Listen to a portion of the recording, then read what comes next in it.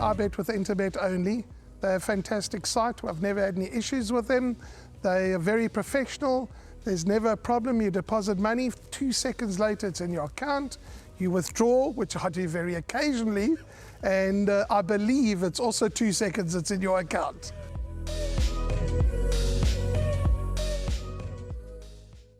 Welcome back as we step into the territory of races 7 and 8 if you're looking to play the last double on the card. But before we're going to give you our selections, we want to find out a bit more about the Tony Riverland runners. So we do have a replay of Strathclyde, and we also have an interview package with Tony Riverland and Stuart Ferry, and that'll make our minds up.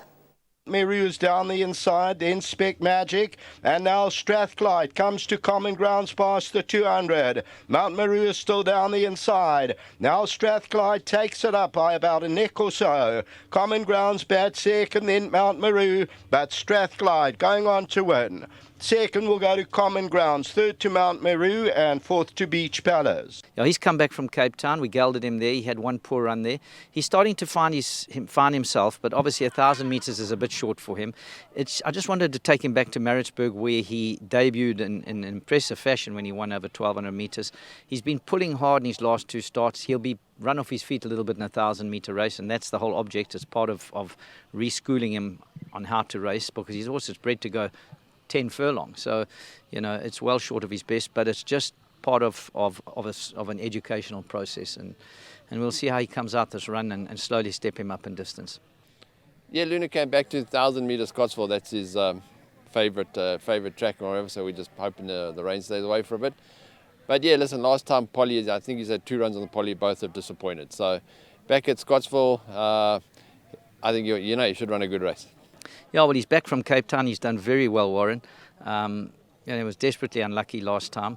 I was surprised to see winning form tip him second last. I was going through thinking to myself, Jesus, I'm missing. There are some decent horses in the race, but it must be based on average times. I'm not sure. But he's very well in himself, and everyone knows we think the world of the horse. And I expect him, I think he's the horse they got to beat. That's my honest opinion.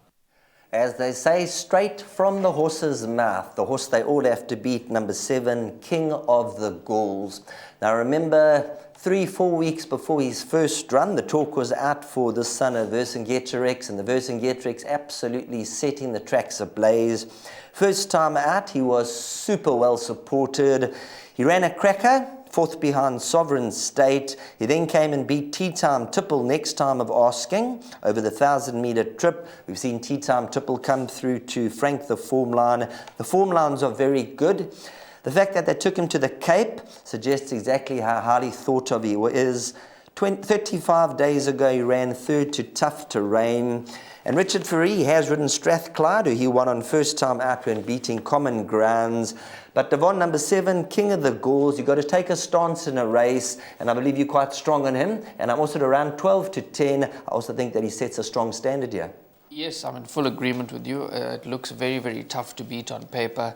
He's a horse that's climbing the divisions nicely. Yes, there is some hard knockers here, so you'll have to be a little bit cautious, but of course if he wins this race, you'll know that he'll be climbing the ladder really, really well. That last run was an absolute cracker, and he's a really good looking horse too, Sheldon, in the flesh. He's an absolute monster of a horse. When you see him, he's divine. You'll see him go down to the start. He'll have that presence about him. He'll catch your eye very, very quickly. So number 7, King of the Gauls. I think he's going to just about win the race. Would I take 12 to 10? No.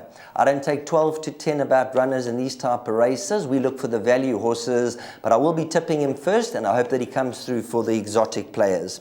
Number 8, Hit Them Hard, Sunshine. Now this is for me the lurker with the 4 kgs off the back. Did have 64 kgs to carry, but Trent Mayu brings it down to 60. Average rating last time out was 100, and if you go back earlier in his career, average rating of a 116 behind Gimme a Prince. He's run second to Charles Dickens, 1.5 lengths to Charles Dickens.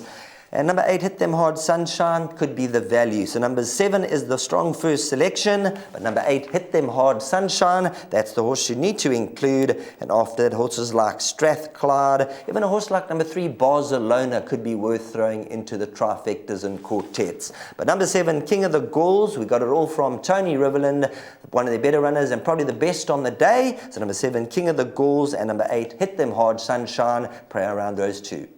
My name's Danny Diliberto, founder of Ladles of Love. It was founded back in 2014. Communities we work with are all over the peninsula, and we're working with 138 beneficiaries now. We've grown exponentially. We've been able to do that because of all the kindness that we have experienced from individuals and corporates such as Interbet, who just want to be part of the change.